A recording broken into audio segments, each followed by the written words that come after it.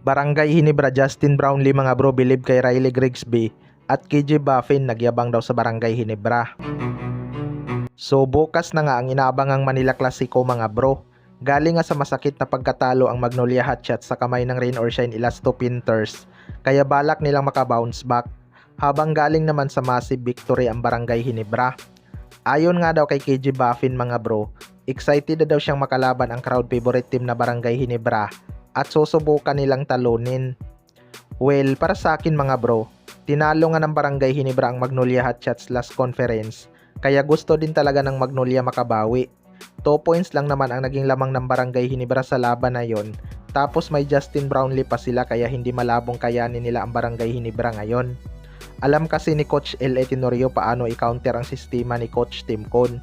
Pero kung mag-step up lahat ng locals na ipapasok ni Coach Tim Con mga bro, may tulog talaga sa kanila ang Magnolia Hotshots. Malakas din sa opensa ang kanilang import na si KJ Buffin mga bro, kaya nahirapan nga sa kanila ang Rain or Shine na tumambak sa Barangay Hinebra.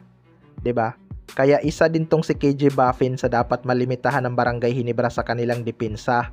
Hindi nga oobra si Stephen Holt sa import na yan mga bro, kaya kailangan ni Coach Tim Con ng ibang player na kayang pumigil kay KJ Buffin. Kaya tingnan na lang natin kung paano nila pigilan ang Magnolia Hotshots ni Coach L.A. Tenorio. Sa kabilang banda naman mga bro, Barangay Hinebra Justin Brownlee bilib kay Riley Grigsby. Ito ngang si Riley Grigsby mga bro ay unti-unti nang nakukuha ang kanyang laro sa Barangay Hinebra. Hindi niya nga kailangan umiscore ng mataas para lang manalo.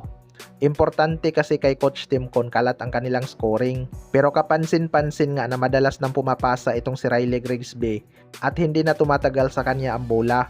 Alam niya na din kung kailan niya kailangan umiscore.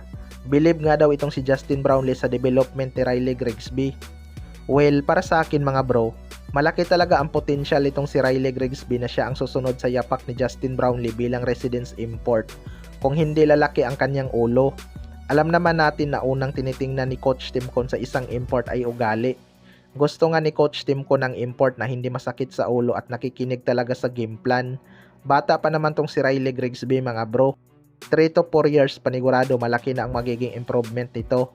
Baka gagawin pa tong naturalized player ng Gilas Pilipinas pag nagkataon. Maganda kasi ang talent ng player na to mga bro. Kayang umiscore sa labas at loob, tapos hindi mayabang. Parang sinusundan niya talaga ang ugali ni Justin Brownlee. Unlike sa ibang import mga bro na nag-aangas agad kahit hindi pa tapos ang laban. 'Di ba? Sa kanyang 4 na laro nga kahit nakaraming 4-point shot na ito, hindi man lang ito nag-angas kahit isang beses.